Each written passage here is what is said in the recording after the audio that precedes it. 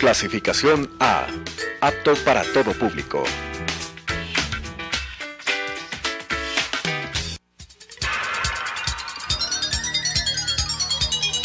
Las opiniones vertidas en este espacio por la producción y dirección del programa son de exclusiva responsabilidad de sus autores y de quienes intervienen en ellos.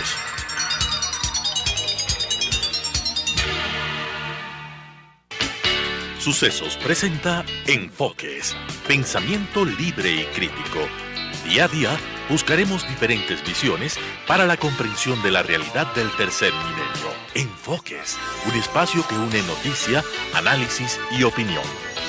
Bienvenidos.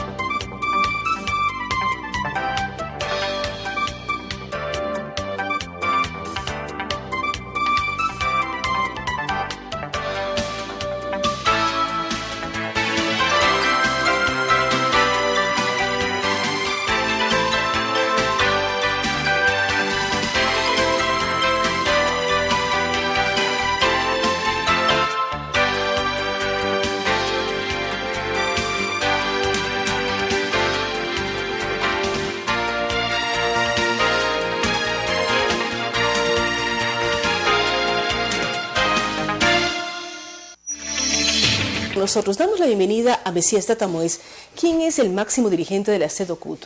Ustedes, como asociación que aglutina los diferentes sectores de los trabajadores del país, están hablando y pidiendo una consulta popular.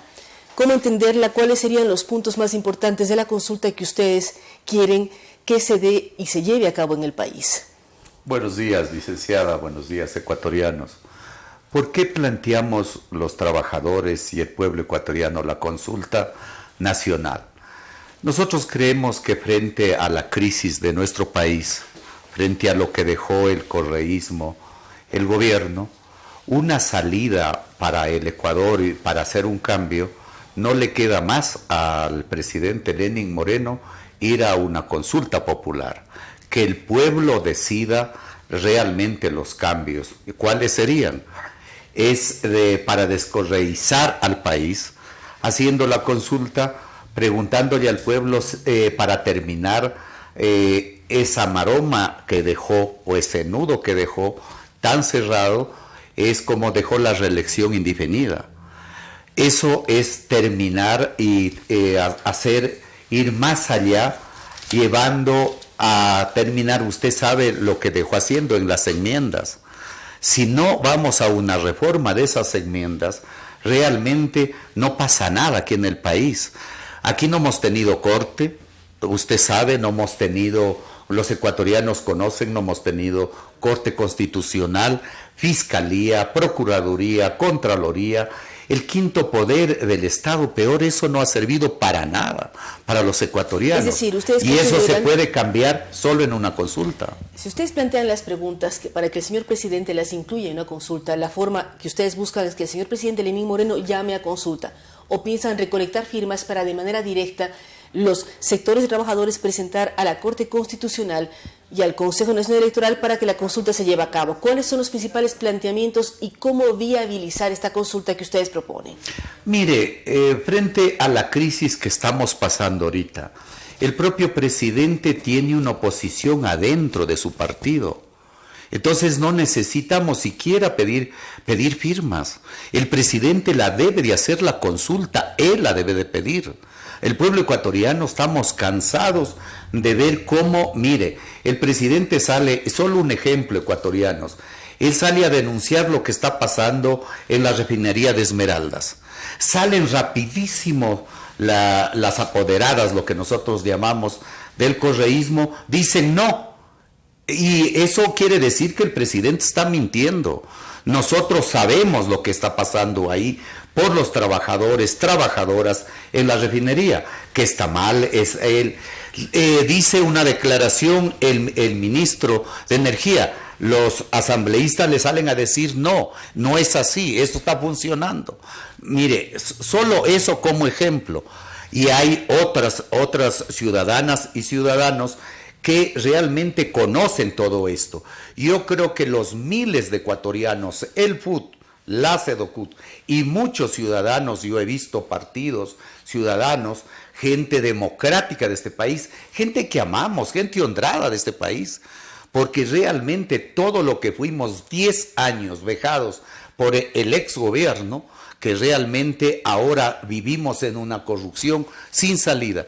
Licenciada, ¿cómo cree usted que vamos a combatir la corrupción? Pero usted, ¿por qué estamos dice divididos? La corrupción es sin salida. O sea, sería gravísimo pensar que estamos inmersos en un mar de corrupción que nos envuelve a todos, no siendo corruptos, porque usted dice hay personas que somos honradas, honestas, trabajadoras, pero nos dice no hay salida. ¿Por qué piensa que no hay salida para la situación que vive actualmente el país? Si no tenemos autoridades, usted ve la justicia como está.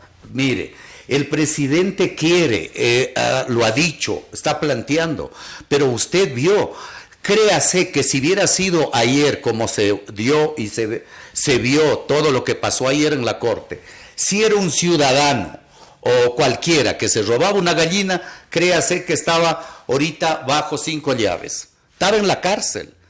Pero nos dicen, no, es que el señor no puede ir, no puede ser sentenciado, no puede ir a una parte. No estamos diciendo que ya sea juzgado sin investigación, pero hay pruebas, demasiado pruebas. Él fue parte, ecuatorianos y ecuatorianos no somos tontos aquí en el país, fue parte que manejó las áreas estratégicas por decreto. Aquí no se trata de opositor. Yo aquí no defiendo a las empresas, no defiendo a los bancos. La banca sabemos quién lo defiende. Y el gobierno mismo que se fue dijo que la banca y grandes empresarios fueron los que mejor ganaron en su gobierno. Por ello es lo que nosotros creemos, que debe de haber una consulta popular, que los ecuatorianos primero tenemos que unirnos. Y cuando le decimos es grave que la corrupción no tiene salida si es que no nos unimos, porque la justicia realmente está demasiado comprometida. La justicia aquí en el país no tiene que estar hipotecada a los gobiernos de turno. Ahora, ¿cómo lograr que la justicia sea independiente y que efectivamente actúe en derecho y en justicia para beneficio de todos los ecuatorianos? Usted habla de la consulta popular, Mesías. ¿Cómo lograr y qué preguntas nomás debe tener la consulta popular para lograr destrabar varias cosas? El tema justicia, el tema organismos de control, que usted también los está mencionando, y una serie de elementos que garanticen mayor tranquilidad, mayor seguridad y sobre todo conseguir erradicar y castigar a quienes han sido corruptos.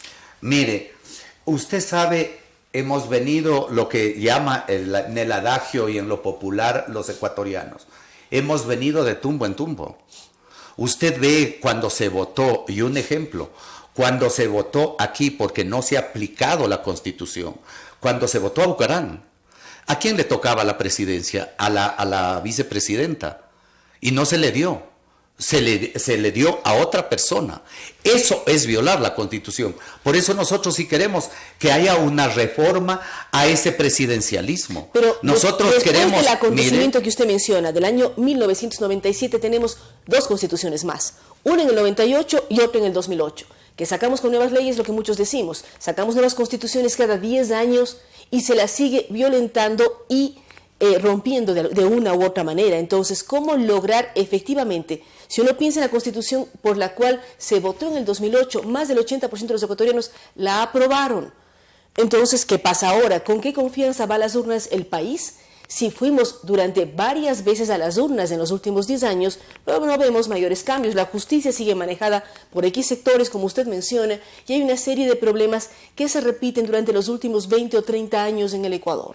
Mire, primero tenemos que hacer un cambio, que el gobierno, decirle al presidente, no se debe de entregar el presidente a los grupos económicos, que realmente da mucha pena que hay grupos económicos que quieren lo mismo y lo mismo. ¿Qué quieren? Es aprovechar la debilidad de un gobierno, la crisis, porque el gobierno tiene oposición adentro, en su propio partido. Y eso es lo más duro para un gobierno.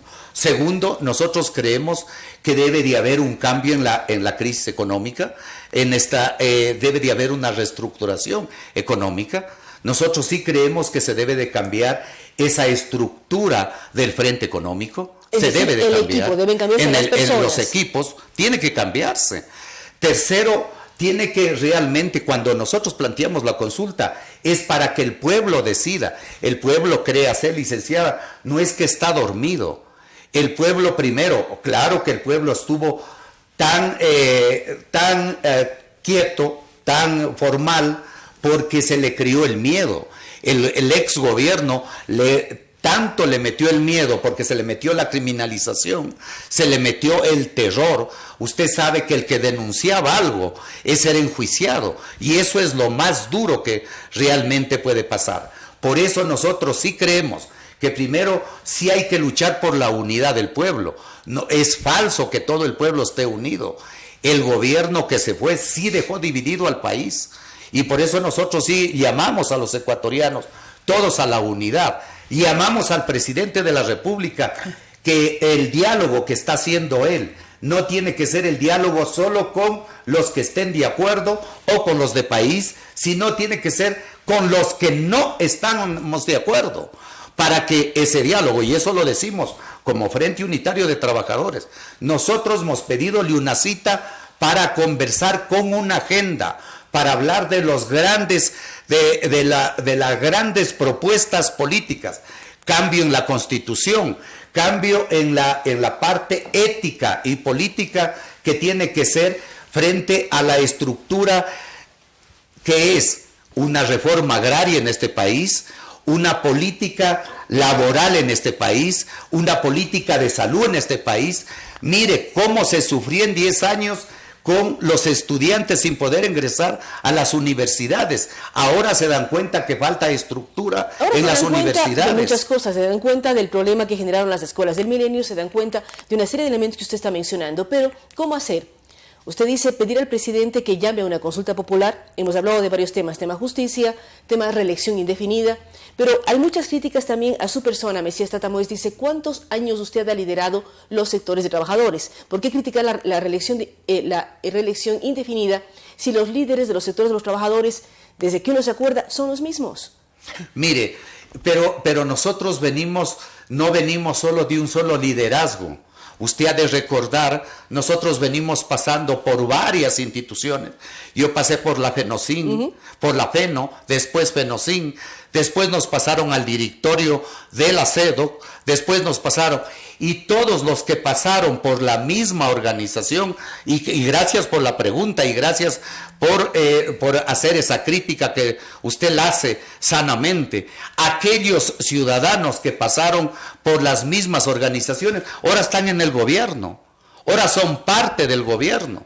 Usted los conoce, aquellos líderes que han sido embajadores, han sido parte de todo este andamiaje del gobierno. Los dirigentes históricos, usted dice que este momento han sido parte del gobierno. Son parte del gobierno.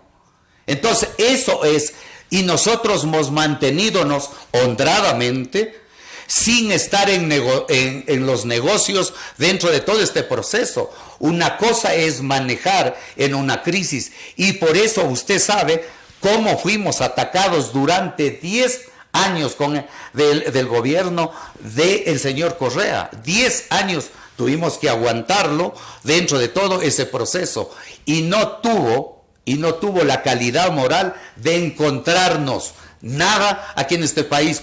Por lo que hemos hecho, solo servir al país honradamente, organizando al país, defendiendo los derechos de libertad sindical, de contratación colectiva, que es la que queremos. ¿Cuál es nuestra propuesta frente a eso? Es presentar una reforma al Código del Trabajo para ir hacia un nuevo Código del Trabajo, presentar una ley hacia la Ley de Seguridad Social para ir a una nueva ley de seguridad social, porque usted sabe, el seguro social, cómo se lo ha manejado ahora. El Seguro Social fue caja chica del gobierno y esa caja chica del gobierno se lo ha convertido, hasta se dejó borrando una parte de la deuda de la salud. Que ahora usted apareció, conoce. pero los funcionarios tampoco han cambiado. Y los funcionarios, lo más grave es que ahora se aparecen como fiscalizadores. El señor Richard Espinosa se aparece como fiscalizador. Dice que está fiscalizando la seguridad social cuando él es parte del equipo de la seguridad social que hizo y conoce cuando se forró la deuda de los 2,000 y pico de millones que le debe de la salud al gobierno al Seguro Social.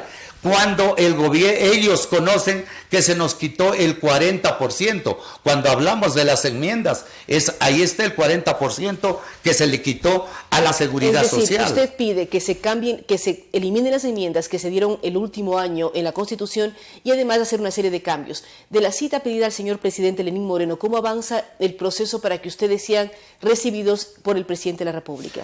Mire, todos, varias gente, varios ministros, varios ciudadanos y ciudadanas, porque nosotros nunca hemos andado atrás de los gobiernos de turno, eso usted lo conoce la prensa honesta de este país. Nosotros por eso tenemos que agradecer a mucha prensa que realmente ha ayudado a poder enfocar la política de la que queremos y de la que podemos enfrentar dentro de todo este proceso.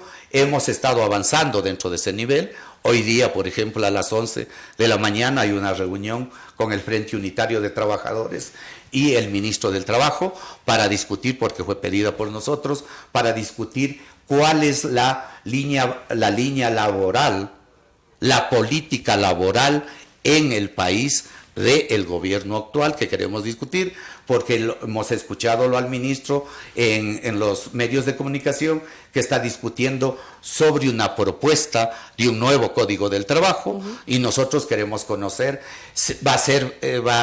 vamos a regresar al pasado, porque si vamos a regresar a la flexibilización, nosotros no vamos a aceptar, porque eso no es que el movimiento sindical no acepta, porque no se trata de flexibilización por flexibilización, sino se trata de hacer leyes para el desarrollo del Ecuador.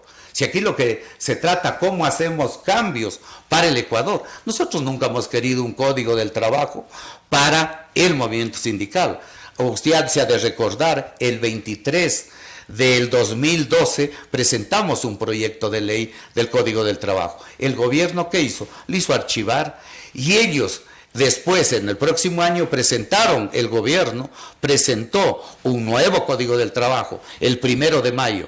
Como era tan neoliberal, tuvieron que retirarlo porque todo el mundo le cayó encima, porque era copiado a un modelo mexicano, a un modelo colombiano, y lo retiraron. Es decir, ¿ustedes están de acuerdo con mesas de diálogo, mesas de trabajo, tanto con el ministro de Trabajo, el doctor Ledesma, para avanzar en procesos? Así es que vamos a mirar con mucho interés. Gracias a Mesías Tatamoes. Eres muy claro en hablar de que se necesita en el país una consulta popular, una consulta que permita viabilizar una serie de temas, como aquel que él dice no está de acuerdo que exista reelección indefinida, pero también revisar qué ocurre con el sector de la justicia. Él habla de que debemos buscar todos como país una justicia independiente y también hacer un análisis de todo lo que ocurre en los organismos de control.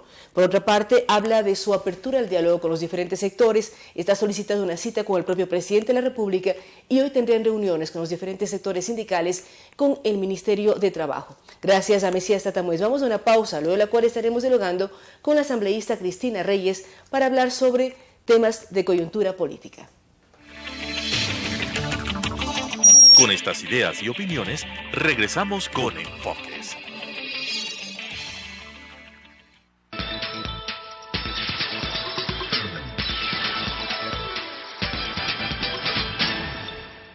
Invitación. El ingeniero Alfredo León, administrador municipal de la zona turística de La Mariscal, la administración del conjunto residencial Almagro, los residentes vecinos del Parque Gabriela Mistral, invitan al concierto de la Orquesta Ecuador Sinfónico dirigida por el maestro Ricardo Monteros, que se llevará a cabo este miércoles 30 de agosto a las 18 horas en el Parque Gabriela Mistral, ubicado entre las calles Vaquerizo Moreno, Reina Victoria, Diego de Almagro y Luis Cordero. Este evento gratuito, que se denominará Concierto, se llevará a cabo semanalmente los días miércoles a las 18 horas en el Parque Gabriela Mistral, con la participación de reconocidos intérpretes de la música clásica y nacional, y con el apoyo de importantes organismos culturales. En Radio Sucesos, nuestras voces y mensajes tienen la huella digital de la calidad. Cada minuto al aire es el resultado de nuestro compromiso con la excelencia, de nuestra vocación por hacer la mejor radio. Con el cuidado por la palabra y con la más bella música, somos, a lo largo de las 24 horas, su mejor compañía. Con cierto sentido, con Ramiro Díez. Ciencia, historia, literatura, personajes, el mundo de la cultura, aquí en Con Cierto Sentido, de lunes a viernes de 3 a 6 de la tarde. Recuerde, Con Cierto Sentido, para que vea todo lo que se puede escuchar. Con Cierto Sentido, todos los días de 15 a 18 horas. 101.7 Radio Sucesos.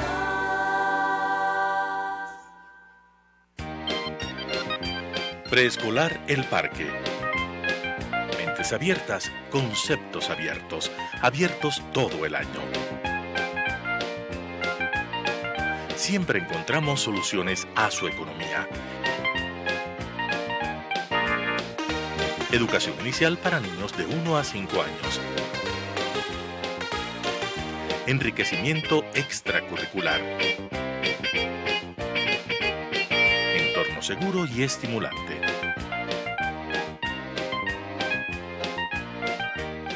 Estamos ubicados en la calle Vaquerizo Moreno, E750, entre Diego de Almagro y Reina Victoria, frente al Parque Gabriela Mistral. Contactos al 099-7372-081 o al 2568-683. Más información en www.elparquecentroeducativo.com o en Facebook como Preescolar El Parque. Preescolar El Parque, un lugar excepcional para crecer.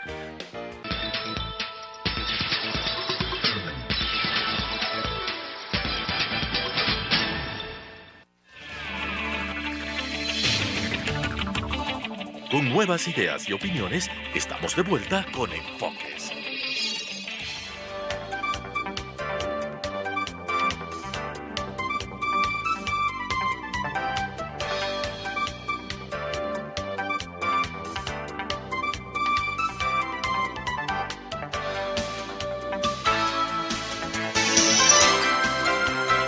Gracias por estar con nosotros. Como lo habíamos anunciado, damos la bienvenida a la asambleísta Cristina Reyes, con quien queremos hablar de varios temas que marcan la coyuntura política. Cristina, ayer vimos el papel de la asamblea, ustedes trabajaron el tema de Galápagos, hay la preocupación de que solamente hay un dron que cuida toda la costa ecuatoriana. ¿Cómo avanzar en eso y al mismo tiempo cuidar que efectivamente se dé la fiscalización debida frente a las actividades anteriores del señor vicepresidente? ¿Cómo ir conjugando los diferentes temas que ustedes tienen en las mesas de trabajo en la Asamblea? Sí, gracias Claudia, un saludo para todos los televidentes, gracias por la entrevista. Efectivamente hay alguna parte de la agenda legislativa que queda diluida frente a esta lucha contra la corrupción que ha iniciado la ciudadanía, no solo los sectores políticos, de depurar a nuestro país, de sanear a nuestro país de toda esta corrupción institucionalizada a lo largo de la década correísta. Solo para contestar aquello de la primera pregunta de la resolución contra la pesca ilegal, efectivamente muchos discursos declarativos de defensa a la soberanía nacional, nuestro mar territorial, nuestra riqueza marítima, pero algo fundamental que creo que salió de conclusión: si no tenemos capacidad operativa o dotamos de capacidad operativa a las Fuerzas Armadas, de nada nos va a servir cómo vamos a poder controlar esta invasión de estos grandes barcos pesqueros que vienen de largas distancias a, en algunos casos, depredar, como ya lo vimos con el barco chino, nuestra riqueza marítima.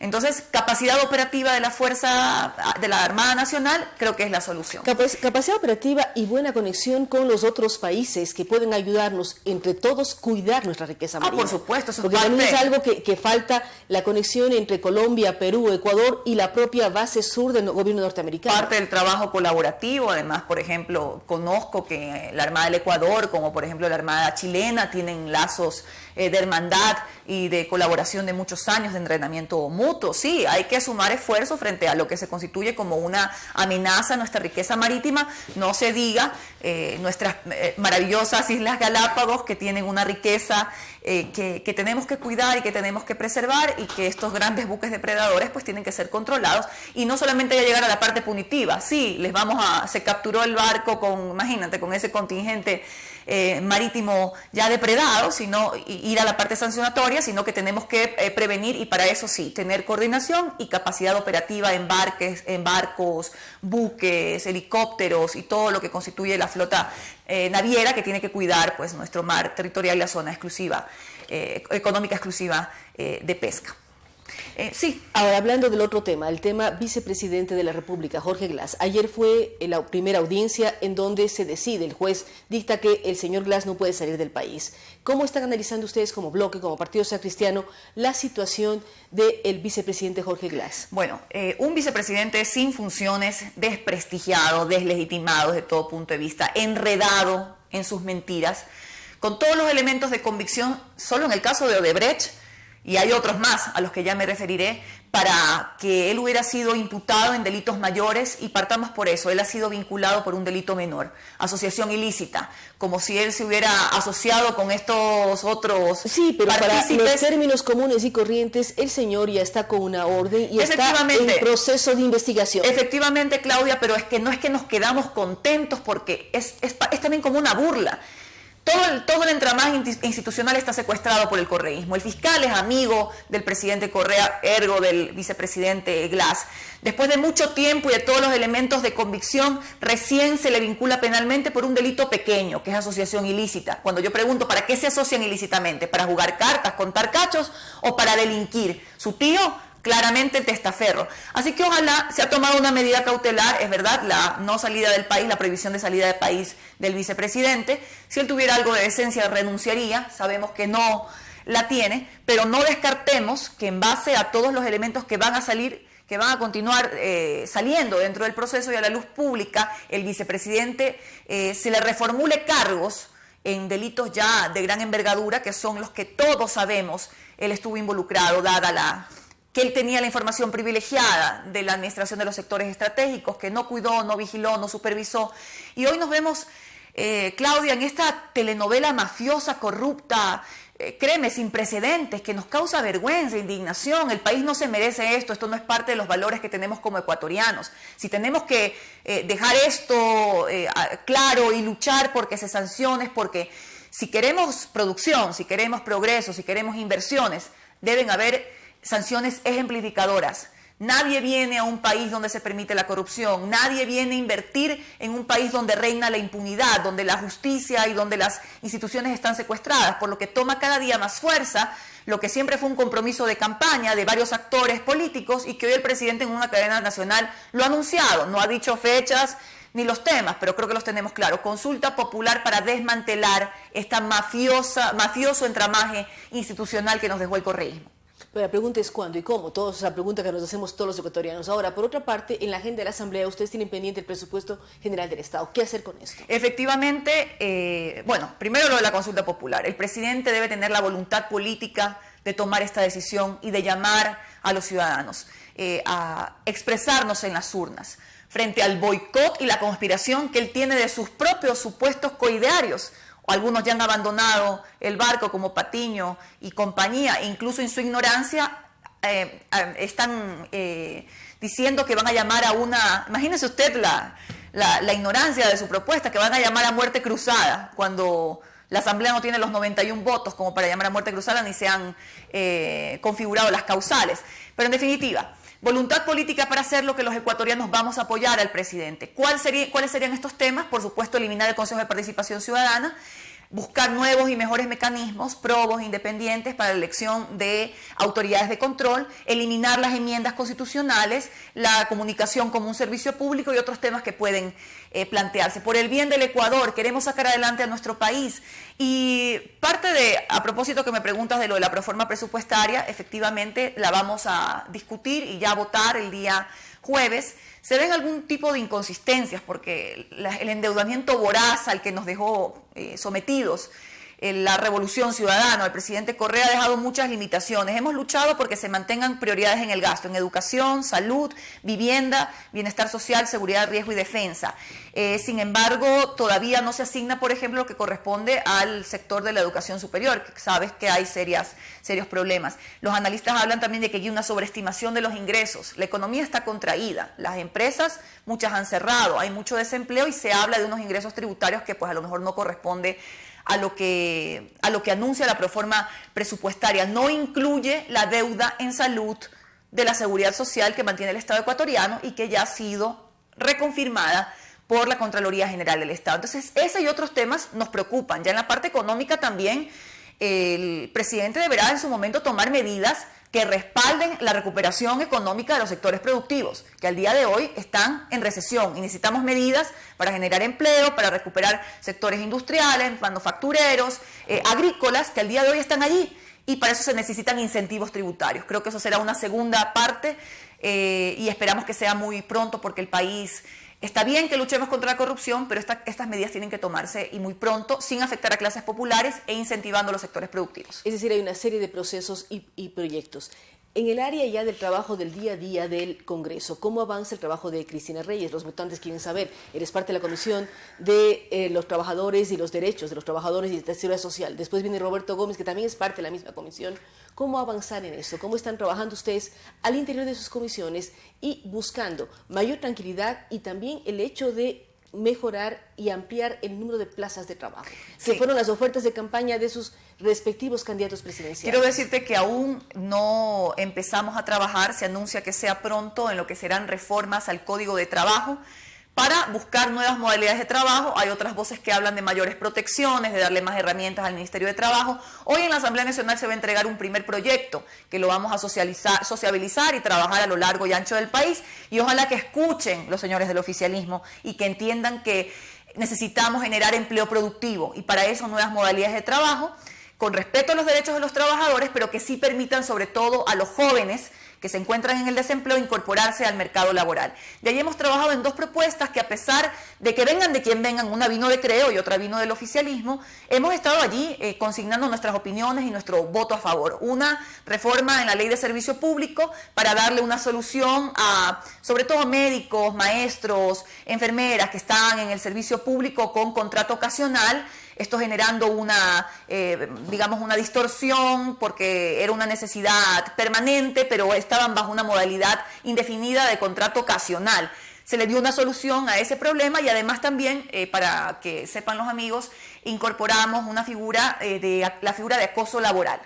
Interpretando también que hay muchas mujeres sobre todo, y bueno, hombres también, que se ven en sus puestos de trabajo con ciertas acciones de hostigamiento, de humillación, de persecución, se contempló esa figura. Entonces, ojalá, estas son cosas que ya hemos trabajado. En lo sustancial que tú me preguntas, reformas al Código de Trabajo, aún no, está por venir. ¿Qué ocurre con algo que también ha sido bandera de Cristina Reyes, el tema de la seguridad social para los ecuatorianos? ¿Qué pasa con esto? ¿Qué ocurre con la devolución y la reaparición de la deuda del gobierno al IES y una serie de elementos que están en carpeta? Ayer he tenido una lucha muy dura, Claudia, que gracias a Dios el tiempo nos dio la razón. El informe de Contraloría, un informe final, ya determinó que efectivamente el Estado ecuatoriano le debe más de 2.500 millones de dólares al pago en salud de nuestros jubilados y las personas con enfermedades catastróficas. Esto me llevó a una serie de confrontación con el presidente del directorio, delegado del presidente en el directorio del Instituto Ecuatoriano de Seguridad Social, que después de negar y negar a morir, le ha tocado reconocer la deuda. Entonces yo ya lo he culminado. Ahora no solo que hay que reconocer la deuda, es bueno, cómo, cuándo y dónde el Estado va a pagar. ¿Quién va a impulsar un cronograma de pago? Es lo que yo vengo exigiendo y también lo diré a propósito de la proforma presupuestaria. Esto ya prácticamente es un presupuesto ejecutado, pero en la siguiente proforma del año siguiente ya deberían contemplarse los valores o los cronogramas de pago de esta deuda en salud, porque sí, seriamente se ha desmejorado la atención en salud a nuestros jubilados, nuestros viejitos, y no se diga personas que sufren enfermedades tan graves como cáncer, enfermedades degenerativas, han habido denuncias también de que los medicamentos que no están dentro del cuadro básico es toda una tramitología y toda una odisea poder conseguir estos productos. Entonces yo ya lo he combinado también al señor Espinosa, que se está dando la vuelta al país, no sé si promocionándose para qué, pero que aquí hay serios problemas que solucionar en la seguridad social. Se vendrá también a futuro, Claudia, una reforma a la seguridad social. Nosotros estamos replanteando la gobernanza de la seguridad social. No es justo que si hoy el Estado no le da un centavo, bueno, ahora le va a tocar pagar al Bradeo la deuda en salud, pero que prácticamente lidere el Consejo un delegado del presidente. Para mí, la administración, con parámetros técnicos, eso sí, tiene que regresar a los legítimos dueños del Seguro Social, que somos los afiliados asegurados y, por supuesto, los jubilados que le entregaron la vida al Seguro Social a lo largo de su vida laboral. Muchísimas gracias a Cristina Reyes. Con ella hemos hablado de varios temas, el tema vicepresidente de la República y casi tema obligado, el tema de lo que decidió la Asamblea Nacional frente a las Islas Galápagos, pero también temas que tienen que ver con su Comisión de Trabajo y Seguridad Social. Vamos a una pausa, luego de la cual estaremos dialogando con Roberto Gómez, quien lidera el bloque de Creo en la propia Asamblea Nacional. Con estas ideas y opiniones, regresamos con Enfoques.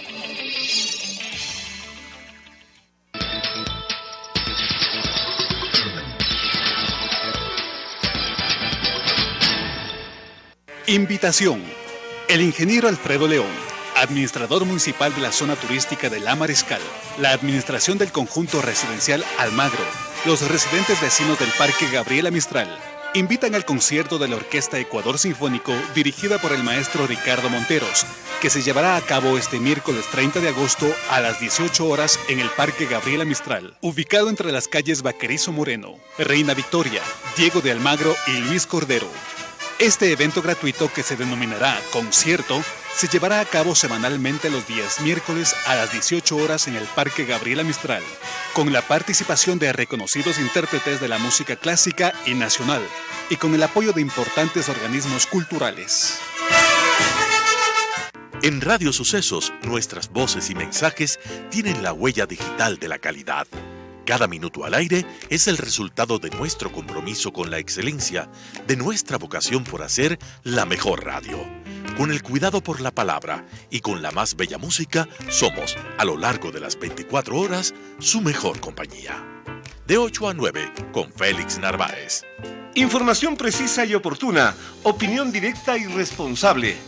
Este y todos los sábados aquí en Sucesos desde las 8 horas. Opinión y noticia para ustedes. Cordialmente invitados. De 8 a 9, sábados de 8 horas a 9 horas. 101.7 Radio Sucesos.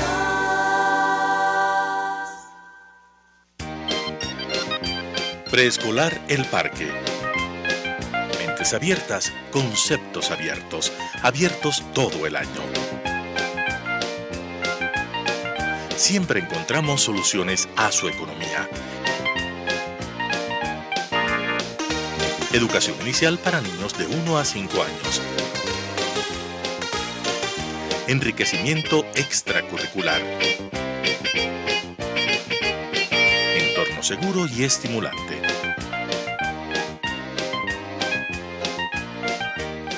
Estamos ubicados en la calle Vaquerizo Moreno, E750, entre Diego de Almagro y Reina Victoria, frente al Parque Gabriela Mistral. Contactos al 099-7372-081 o al 2568-683. Más información en www.elparquecentroeducativo.com o en Facebook como Preescolar El Parque. Preescolar El Parque, un lugar excepcional para crecer.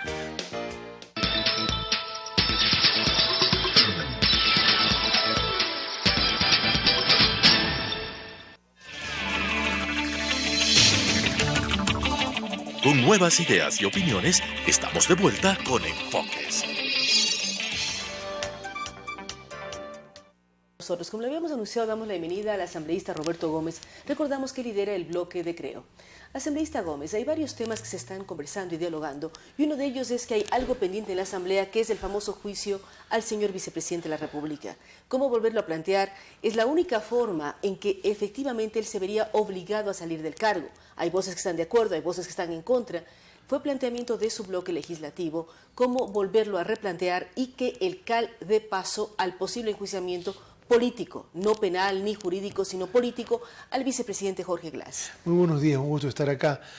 Sí, realmente lo que está pendiente es la fiscalización seria por parte de la Asamblea.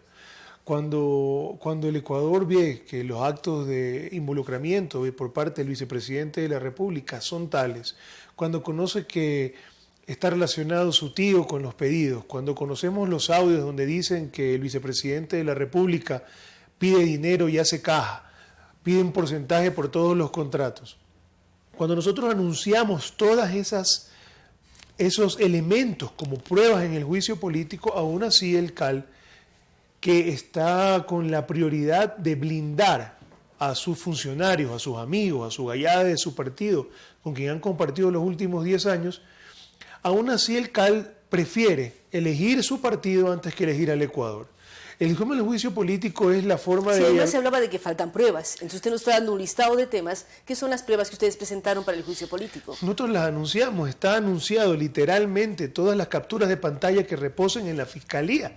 Luego, el Ecuador entero vio cómo el señor Rivera conversaba con el delator de Odebrecht hablando de JG. Y el Ecuador se preguntaba quién es JG. Y luego nosotros también, en ese mismo proceso de juicio político, solicitud de juicio político, nosotros anunciamos todos los audios que tenían que ver, que reposaban en la Fiscalía, con los delatores de Odebrecht, con funcionarios del Ecuador, con miembros del Estado ecuatoriano, y después nos enteramos el detalle de que era el señor Polit conversando con el señor Conceizao, diciendo que estaban pidiendo caja, que habían pedido dinero para la campaña, que hablaban con magistrados para poder calificar de temerarias y maliciosas ciertas resoluciones o ciertas demandas, cosas que se concretan, y esos mismos audios que son parte del expediente del juicio del señor Polit, con la cual se le dicta prisión domiciliaria al señor Polit. Y también, además porque tiene más de 65 años. Sí, bueno, eso hay que aclararlo también. Pero es un elemento de convicción suficiente que la Fiscalía utiliza para iniciar y fortalecer un proceso, y así lo menciona el fiscal cuando cuando está en el proceso con el señor Polit. Y en esas mismas conversaciones, que son válidas para la Fiscalía, se habla del señor vicepresidente de la República. Y yo me quiero referir a él como vicepresidente, porque no debe distorsionarse el tema. El tema no es contra el señor, contra un nombre particular. No es que odiamos o queremos a alguien. Nosotros tenemos que intentar proteger la institucionalidad de la vicepresidencia y del Estado ecuatoriano, porque para sacar adelante el Ecuador se necesitan dos cosas. Se necesita confianza institucional y se necesitan normas claras que permitan un desarrollo económico fluido con comercio para generar empleo. Claro, la clave es confianza y seguridad jurídica, que todo el tiempo venimos hablando del tema. Seguridad jurídica que incluye el tema impositivo, económico, en que uno tenga la garantía de que las normas van a ser claras y no van a cambiar. ¿Y qué confianza puede tener el Ecuador? Exactamente, ¿qué confianza puede tener el Ecuador en un vicepresidente de la República que el presidente de la República le retira las funciones y se queda corto? Porque debió exigirle la renuncia, porque en los lenguajes de los que no tienen vergüenza, sí, pero no es la se función entiende del presidente. El presidente y el vicepresidente fueron electos por el pueblo y no puede pedir la renuncia el presidente al vicepresidente porque no es su función como tal. No lo puede votar, no puede hacer un decreto para sacarlo del cargo, pero sí puede pedirle la renuncia, sí, le puede exigir la renuncia. Y es una forma diplomática de exigirle la renuncia a alguien cuando le quitas todas las funciones. Pasa cuando no tienes vergüenza y priorizas otras cosas, pues prefieres quedarte ahí. Ahora, es como no cuando tiene el señor... funciones y tampoco puede viajar, pero ¿por qué de los 11 vinculados en la audiencia que se dio ayer, los 10 tienen orden de prisión preventiva, menos el señor Glass? Mire, para nosotros la justicia, así como el señor Moreno, también se queda corta. Nosotros creemos que es correcto que le hayan retirado todas las funciones, pero eso tiene que venir con exigirle la renuncia. Nosotros creemos que es correcto hace rato debieron haberlo iniciado un proceso judicial en contra de él directamente por todas las cosas que nosotros conocemos. Pero él en todas las áreas en donde participe, da declaraciones precisamente la noche de ayer en una entrevista en CNN con Patricia Yaneo, dijo: yo soy vicepresidente de la República hasta el 2021, no voy a renunciar, no voy a dejar mi cargo. Mire, eso quiere decirnos a todos los ecuatorianos que el tipo simplemente no tiene como prioridad proteger la institucionalidad del Ecuador. Primero. Segundo, lo que dice el oficialismo, ¿no? Pedro Delgado, los oficialistas defendiendo a Pedro Delgado decían que era buena gente, que tenía título, que se iba a Miami, que ya regresaba. Los oficialistas hablando del señor Poli decían que era un lujo de contralor, terminaron enjuiciándolo políticamente. A Capaya el oficialismo lo tuvo en una mesa, ¿no? La comisión de fiscalización le preguntaron, el señor dijo que aquí lo puse, que no sé dónde lo dejé, que mi abuelita se murió virgen y cuando lo querían coger estaba en Europa. Y después la realidad los golpeó en las narices y terminaron diciéndole los oficialistas, a ellos traidores. Poco tiempo va a pasar en que le digan al vicepresidente de la República traidor también, porque si la justicia investiga como tiene que investigar, no como está haciendo hasta ahora, que ha demorado el proceso y no sabemos todavía si es por restricciones jurídicas o por cálculos políticos, pero si la justicia hace lo que tiene que hacer, que se ha quedado corta también ayer, porque también debió haber dictado otras medidas cautelares más profundas y también debió haber y deberá reformular los cargos para que sean los cargos que no prescriben, para que sean los cargos. Ellos no se reunieron en una asociación ilícita para robar un celular, pues no, son al menos 14 millones o 18 millones de dólares en una cuestión particular de una parte de todo un proceso y de 10 años que lo que nos ha heredado el correísmo es deuda, corrupción, división y desinstitucionalización del Estado ecuatoriano. Hay que descorreizar al Estado ecuatoriano. Y nosotros creemos que las acciones del señor Moreno deben encauzarse en el sentido de que un partido político no maneje y domine el Ecuador. Lamentablemente, el día de hoy las instituciones están dominadas en ese sentido. En todas las funciones del Estado están excorreístas, exmilitantes de país, exfuncionarios públicos o personas que de manera manifiesta se han expresado a favor de Correa o de los últimos 10 años. Y eso es incorrecto. ¿Por qué? Porque es normal que algunos extraordinarios ciudadanos sean parte y afines a un gobierno.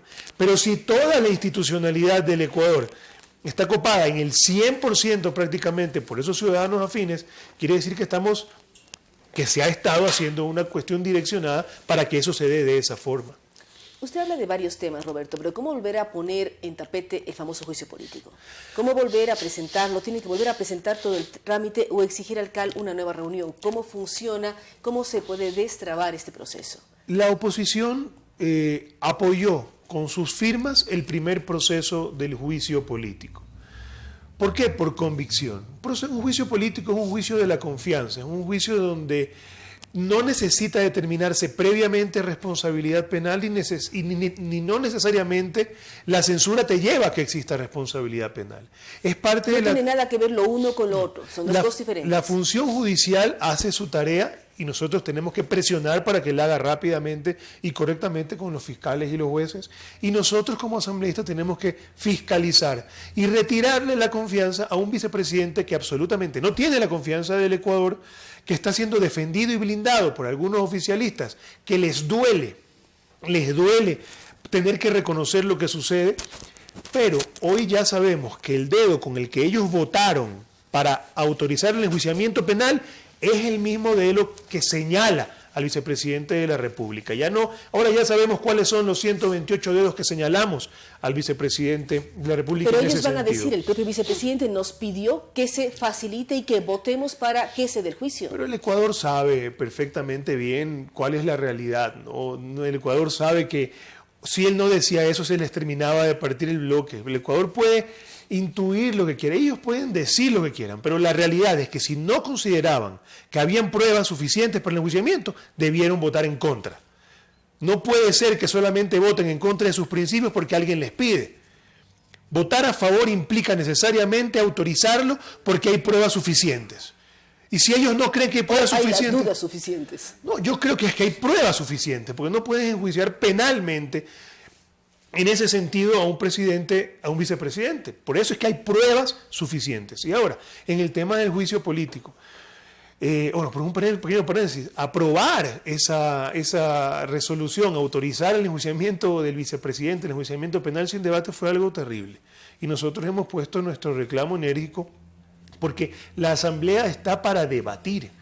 La Asamblea está para poder poner el punto de vista de quienes creen una cosa, quienes creen lo contrario, quienes quieren expresarlo en representación de millones de ecuatorianos.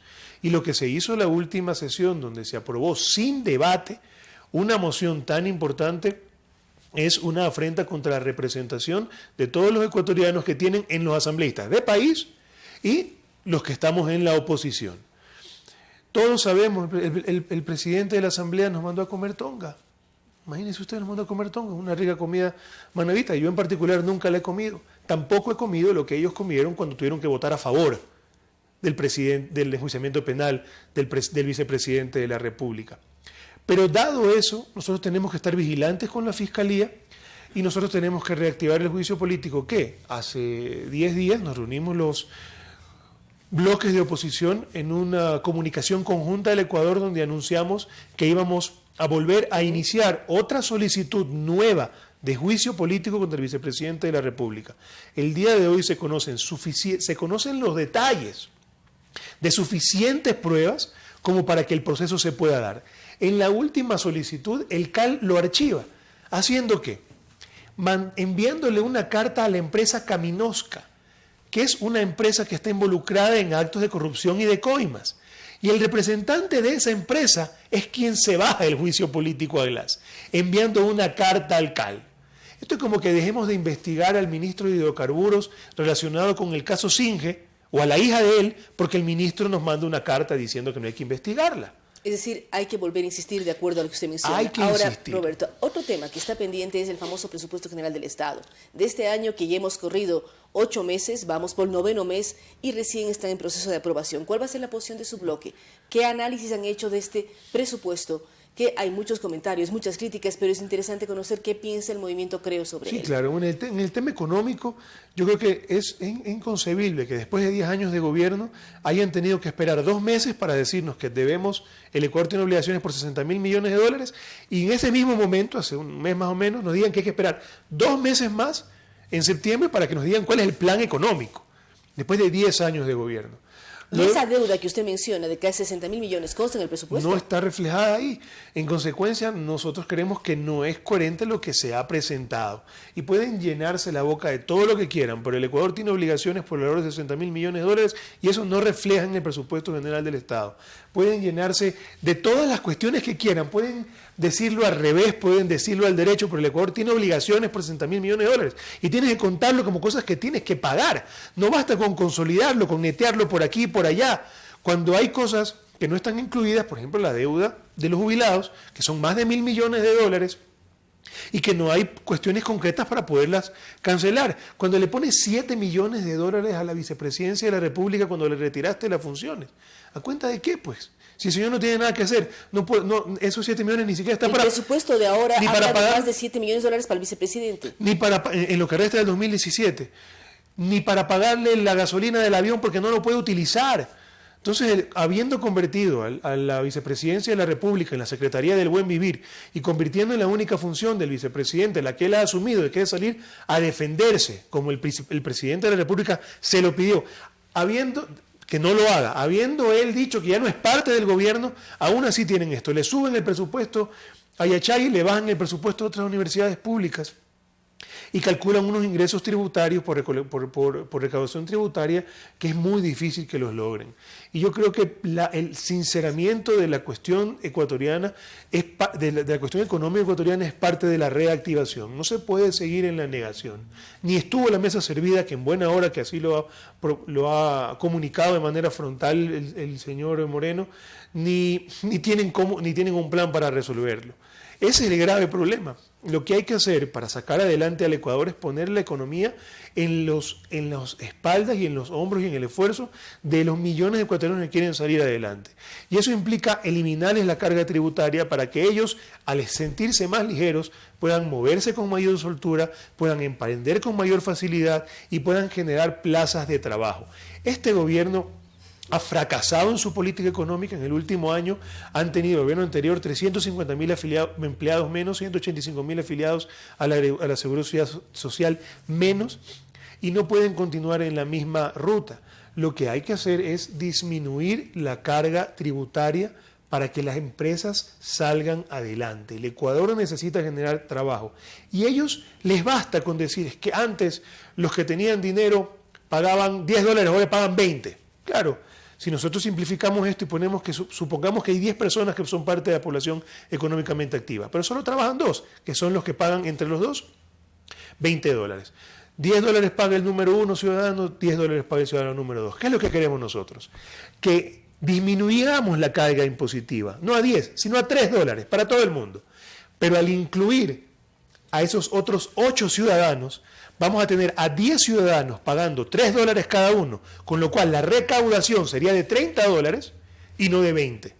Pero ¿cómo hacerlo? Es la pregunta, porque ustedes de la Asamblea, ¿qué pueden hacer para disminuir las cargas que tenemos los ecuatorianos y garantizar que exista más confianza para generar más empleos y que mayor número de ecuatorianos tributemos? Bueno, primero, generar la confianza institucional que se requiere. Confianza institucional en que las instancias estatales, las instancias de la administración pública sean creíbles, ¿no? Teniendo un vicepresidente de la República y una crisis política que está viviendo el Ecuador hoy con el partido oficialista, que en buena hora que está partido por la mitad, porque cuando estaba completo, unido hacían un daño completo. Hoy que están partidos de la mitad, solamente pueden hacer la mitad del daño. Primero, confianza. Y segundo, con una normativa previsible, estática, que no varíe, que no hayan 11 o 12 reformas tributarias que no generen la previsibilidad suficiente para que los ecuatorianos puedan emprender, eliminar las cargas tributarias. El impuesto a la salida de divisas y las salvaguardas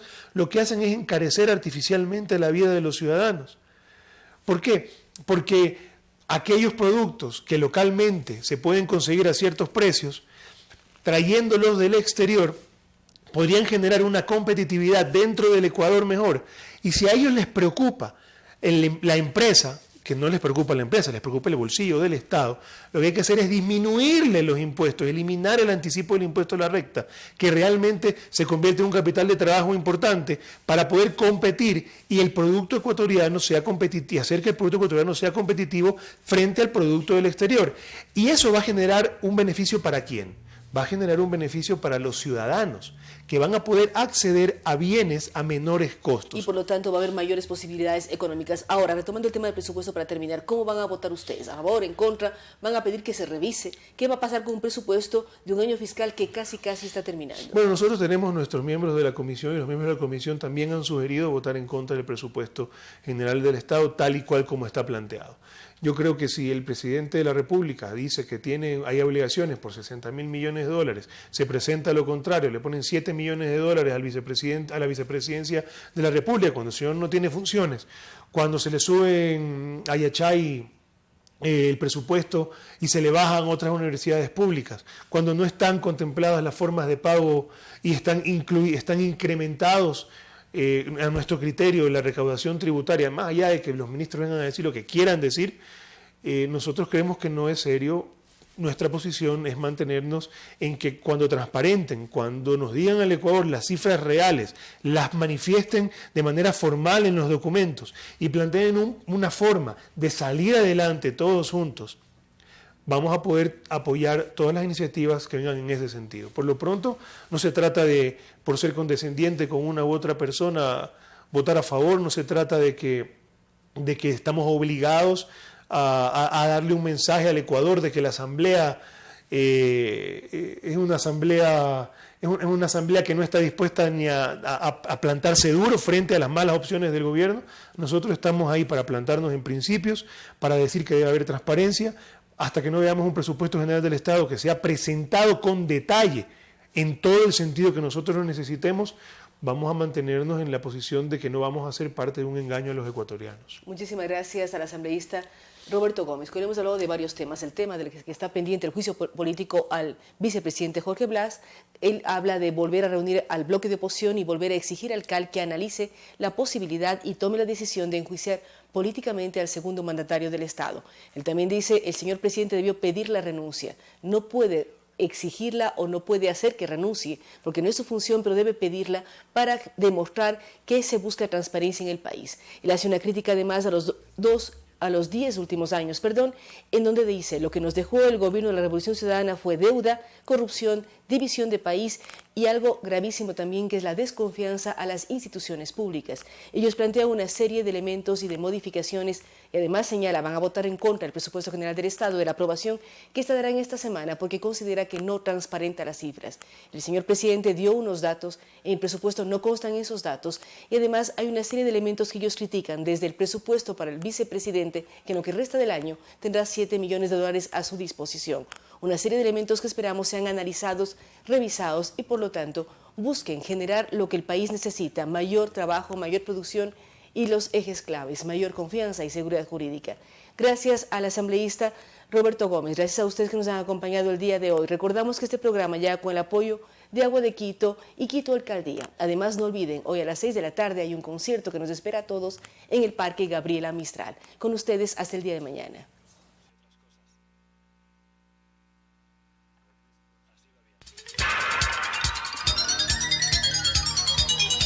Las opiniones vertidas en este espacio por la producción y dirección del programa son de exclusiva responsabilidad de sus autores y de quienes intervienen en ellos.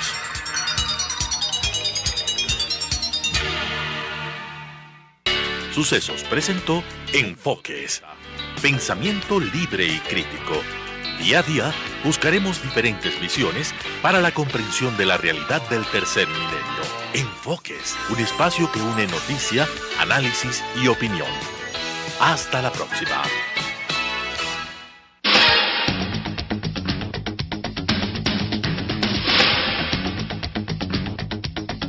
Invitación.